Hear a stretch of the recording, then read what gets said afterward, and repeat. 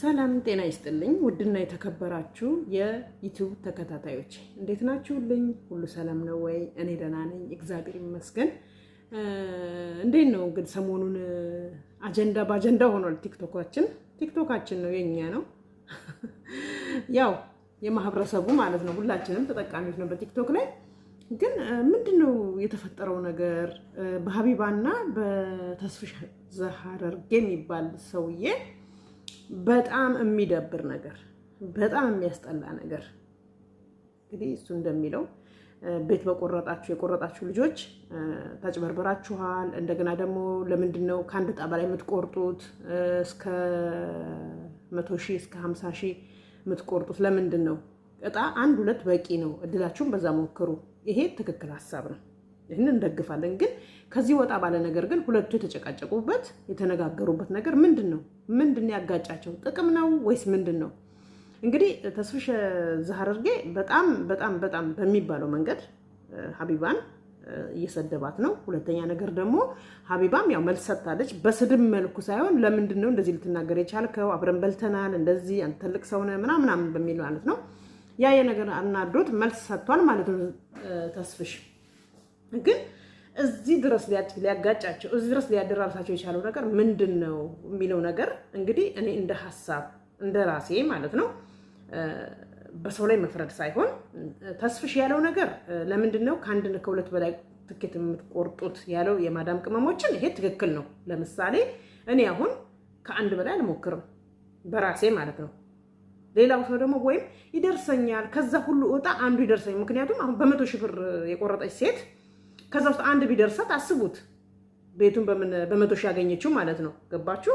ወይ ባለ 3 ሊሆን ይችላል፣ ወይ ባለ 2 ወይ ባለ 1 ምናምን ነገር አለ አይደል? እና ያው እድላቸው መሞከራቸው ነው። ግን እንደዛም ሆኖ ግን እነዚህ ልጆች ምንም የተጠቀሙት ነገር የለም። ያን ሁሉ ብር ከስረው 100,000 ብር ማለት ቀላል አይደለም። ዛሬ 50,000 ብር ማለት ቀላል አይደለም። ገብቷቸዋል? በእርግጥ እድል አንዴ ነው። የሰው ልጅ እድል አንዴ ነው የሚያገኘው።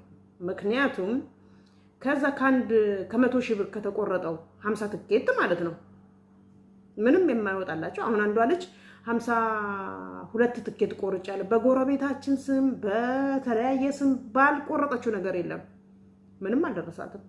የደረሳቸው ግን 1 ትኬት የቆረጡ ሰዎች ደግሞ የሚገርማቸው ነገር ከምንም በላይ የሚደርሳቸው ልጆች ምንም ቤት የሌላቸው በጣም የሚያሳዝኑ ማዳም ቤት ያሉ በቃ እኔ እንጃ ብቻ። አንዷ ግን የሆነ ሌላም ቤት ያላት ሴት ግን ደርሷታል የሚል ሰምቻለሁ። በአሁኑ ግን ከዚህ በፊት ባለው ነገር ግን የደረሳቸው ምንም የሌላቸው ናቸው። ይድረሳቸው፣ እድላቸው ነው ያገኙ። በሰው እድል ማንም ሰው አይቀናም። ግን የሆነውን ነገር በእናንተ መካከል ያለውን ነገር አብሮ እንደመስራት ሀቢባም ኢትዮጵያ ሄዳ ያንተን ድርጅት ጎብኝታለች። አንተም ዱባይ በመጣህ ሰዓት እሷ ዱባይ በነበረች ሰዓት ቤቷ ሁሉ በሳራ ዳጣ መልስ ጠርታት፣ በዛ ላይ በፕሮግራሙ ላይ መቼም እንደ ቤተሰብ ነበርክ። ስትጨፍር፣ ስትበላ፣ ስትጠጣ ነበረ። ያው በፕሮግራሙ ተጠርተህ ማለት ነው። ስለዚህ ይሄ ሁሉ ነገር ከዚህ በላይ የሚያሳልፋችሁ ሰዎች ናቸው ብዬ አስባለሁ። በሀሳብም ሳትደጋገፉ አትቀሩም። እሷም ያው በእርዳታው ስለምትሰራ ማለት ነው። ግን እንደኔ ሀሳብ ግን ሀቢባ ከ95% በላይ በጣም ለሰው ችግር የምትቆም ሴት ነች። አሁን ነው እንደውም ሀቢባ እኮ መናገር የጀመረችው። አሁን ነው ከትዕግስቷ በላይ ሲሆን ነው። ድሮ አትሳደብም፣ አይታ ነው የምታልፈው። ይሄ ያየነውና የምናየው ነገር ነው። ስለዚህ እናንተ በእርዳታው ድርጅት ስም እናንተ ሰው ትረዳላችሁ፣ ግን እናንተም እየተረዳችሁ ነው። አሁን ለምሳሌ እኔ ለአንድ ሰው መርዳት ልፈልግ ገንዘብ ቢኖረኝ ዝም ብዬ ለዛ ሰው ወይ 10,000 ብር መስጠት ከፈለኩኝ 10,000 ለከሌ ስጥልኝና ለዛ ለተቸገረው ለአንተ ወይ 2,000 ወይ 3,000 ደግሞ ለብቻ ልካለሁኝ። ይሄ ታወቀ ነው። ያ ነው የእናንተ ጥቅም። ይሄም ደግሞ የድካማችሁ ዋጋ ነው። ሰው ፊት ቁጭ ብላችሁ የሰው አይን እየገረፋችሁ ለዛ ሰው ብላችሁ ማለት ነው። እናንተ እኮ ከተረጂው እኩል እኮ ናችሁ። ገብቷችኋል? ግን ድምፅ ስለምትሆኑ ለሰው ስለምትተባበሩ ይህንን ነገር ሁላችንም እንደግፋለን። ሰው ያለው ሰው በአቅሙ ይረዳል። ገባችሁ? ግን እናንተ ሁለታችሁ በእንደዚህ አይነት መንገድ የምትተቻችሁ የምትሰዳደቡ ከሆነ ወደፊትስ የሚረዳው ሰው ተረጂማ ሞልቷል። በጣም ብዙ ህዝብ አለ የሚረዳ። በጣም ምን ተነካና? ግን ረጂው ግን ምንድነው የሚያስበው? እናንተ ይሄን ስታደርጉ እናንተ እንዲህ ስትጣሉ በአደባባይ ስትሰዳደቡ ነውር ነው እንዴ? ተስፍሽ አንተ እንደውም አንተ ድሮ አትሳደብም ነበር። አሁን ግን ያመጣው ባህሪ ምን እንደሆነ አላውቅም። በዚህ ደረጃ መሳደብ አልነበረብህም። አንቺም ብትሆኚ ምንድነው ችግሩ ብላችሁ በውስጥ ማውራት መነጋገር እንጂ እልውስ መገባባቱ ምንም ትርጉም የለውም። ገብቷችኋል? ይሄ ለተረጂዎቹ ጉዳት ነው የሚያመጣው ለሚረዱ ሰዎች። ምክንያቱም እንዴ እናንተ ከተጨቃጨቃችሁ እኔ ለምን እሰጣለሁ የሚል ስንት ሰው ይኖራል እኮ ያለው ሰው መስጠት የሚፈልግ የትም መበተን የሚፈልግ ሰው። እስቲ እነዚህ ወገኖች ልርዳ ብሎ ሲመጣ እናንተ ደግሞ እንዲህ ስትጨቃጨቁ ስትሰዳደቡ ምንድነው ሐሳቡ? ምን ይላል እንዴ? ምን እዳለብኝ ነው የሚለው? ይሄንን ማወቅ አለባችሁ። ምንድነው እንደዚህ የሚያጣላችሁ? የትኛው ጥቅም ነው? እስቲ በግልጽ እንደው እኛ ይቅር እኛ አንስማው። እናንተ በሽመንገሌ ነገሮችን ፈታችሁ ወደ ስራችሁ። ሲጀመር ሀቢባ ብትሞት ከእንትን ላይ አጠፋም፣ አንተም እንደዛው። እንደው ሌላው ቢቀር እስቲ እንደው እውነቴን ነው የምላችሁ ሀቢባ የምትሰራውን ስራ አንተም ሰርተሃል፣ ብዙ ነገሮች አድርገሃል። መመረሞችን ቅመሞችን ትቀበላለህ፣ ኢትዮጵያ ራስህ ጋር ታሰርፋለህ። ይሄ ያለ ግን በስራ ውስጥ ስህተት አይጠፋም። ማንም ሰው ፍጹም የለም። ሀቢባም ጋር ስህተት ሊኖር ይችላል፣ አንተም ጋር ስህተት ሊኖር ይችላል። ግን ለሚረዱት ሰዎች መንገድ አትዝጉባቸው። ስንት መርዳት የሚፈልግ ሰው አለ፣ ስንት ገንዘቤን የት ላድርገው የሚል ሰው አለ በዚች ዓለም ላይ። እናንተ ስትጨቃጨቁ፣ እናንተ ስትሰዳደቡ የሚያ የሚረዳው ሰው በሞት አፋፍ ላይ ያለ ሰው በኩላሊት በተለያየ በካንሰር ብዙ ሰዎች ተጎዷሉ። እርዳታ የሚሹ ሰዎች አሉ። መብላት የሚበሉት ያጡ ሰዎች ህፃናቶች አሉ። መማር ያጡ ህፃናቶች አሉ። ስንት ነገር አለ አገራችን ላይ እኮ ምንም ቢደረግ ችግሩ አይቀረፍም። ስለዚህ ለሌላ ሰው መንገድ ባትዘጉ ነው እኔ ጥያቄ። እናንተ ችግር ካለባችሁ በውስጥ መነጋገር። የማይሆን ቃላት ተስፋዬ አታውጣ ካፍክ። አንተ ድሮ እንዴት የምትናገር ሰው አይደለህም። ግን አሁን ምን ነው ምንስ ቢሆን ቤተሰብ አለ፣ ልጅ አለ፣ ማክበር አለብህ። እሷም እንደዛው ሀቢባም ማለት ነው። እና ለተፈጠረው ነገር እናንተ ተነጋግራችሁ መፍታት ስትችሉ ሐሳባችሁን ወደኛ አምጥታችሁ እንትን ማለታችሁ ትክክል አይደለም። እና እናንተ እንደዚህ ስትሆኑ ተረጂው ህዝብ ደግሞ ስንት መብላት የሚፈልጋለ ስንት ማለት ልጁን የሚያሳክምበት። አሁን በጣም ደግሞ ኢትዮጵያ ውስጥ የልጅ ነው በቃ እንደዚህ ታማሚ ልጅ ነው የሚበዛው። እነሱስ ማን ይርዳቸው? እናንተ ሁለታችሁ ታዋቂ ናችሁ፣ ዓለም ያውቃችኋል። ያው ለሰዎች ትደርሳላችሁ፣ ትረዳላችሁ። እናንተ ያው አሰባስባችሁ ሰዎች በሚሰጧችሁ ገንዘብ ለዛ ለችግርተኛ ሰው ትሰጣላችሁ።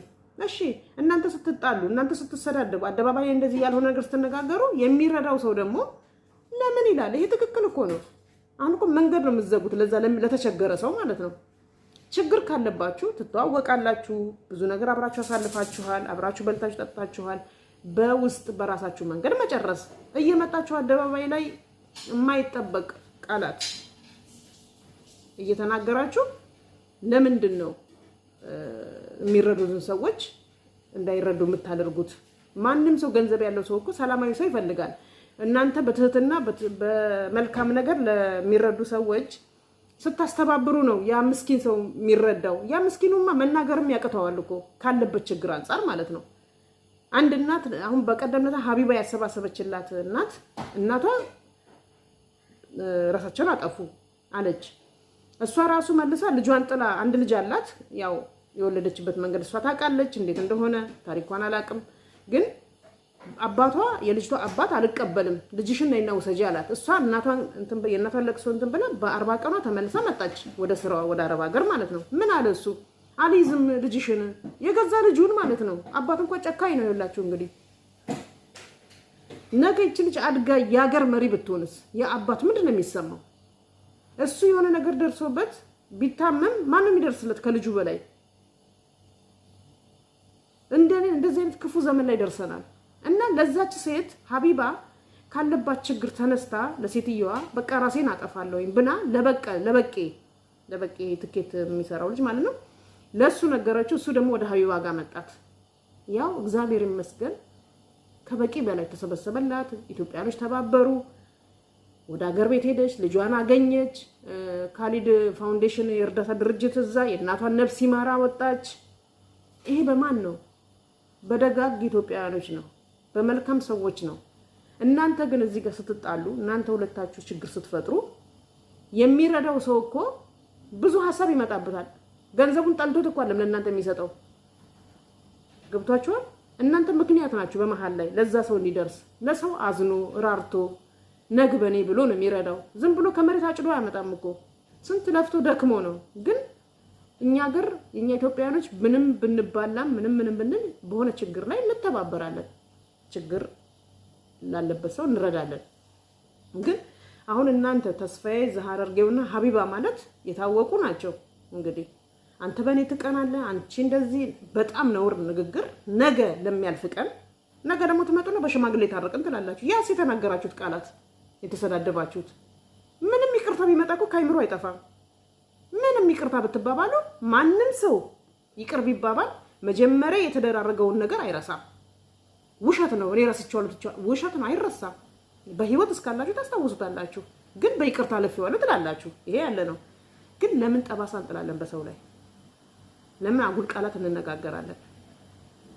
እናንተ ለሰዎች ያው እንደ መሰላል ናችሁ። ከኪሳችሁ ሳይሆን ለሰዎች ካላችሁ ሰዎች ላይ ታደርሳላችሁ። ይሄ ምንድነው? ያ ሰው የሀገሬ ህዝብ ነው፣ ወገኔ ነው፣ ስጋዬ ነው። ምንም መወለድ ቋንቋ ነው። በኢትዮጵያዊነት መርዳት ሲፈልግ በእናንተ ምክንያት ነው። እናንተም እኮ ተጠቅማችሁ ነው። ለዛ ሰው እኮ 5000 ብር ሲሰጥ እኮ ለእናንተም 5000 ተሰጥቶ ነው። በነፃ አትሰሩም። እዚህ ደረጃ መደረሳችሁ በጣም ያሳዝናል። በጣም ነው የሚያሳዝነው። ከዚህ ነገራችሁ ብትቆጠቡ ጥሩ ነው። ሚዲያው በቃ የጸብ ሆነ፣ የትችት የቅናት ምናምን በጣም ይደብራል እንዴ! ያስጠላል። ማንነታችሁ ለምን ትገመታላችሁ? ያለውን ነገር በውስጥ ጨርሱ ነው ማለት እኔ እንደ ሐሳብ ነው ይሄንን ነገር። ስለዚህ ተስፋዬ ዘሐረርጌውም አንተም ተረጋጋ፣ ሀቢባም እንደዛው። አሁን ያለችበት ሁኔታም ደግሞ አንተም ደግሞ እዚህ ጋር እቺ ሴት መቼም ሚስት አለ፣ ልጅ አለ።